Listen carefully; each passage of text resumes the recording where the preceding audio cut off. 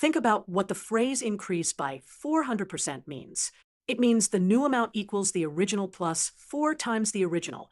I'll write a general percent change model first. Here, R represents the percent change written as a decimal. For 400%, R equals 4.00. Now, let's substitute the information from our question. The new amount is 60, the original is X, and R is 4.00. That gives 60 equals 1 plus 4.00 times X, which simplifies to 5X. To solve for X, divide both sides by 5.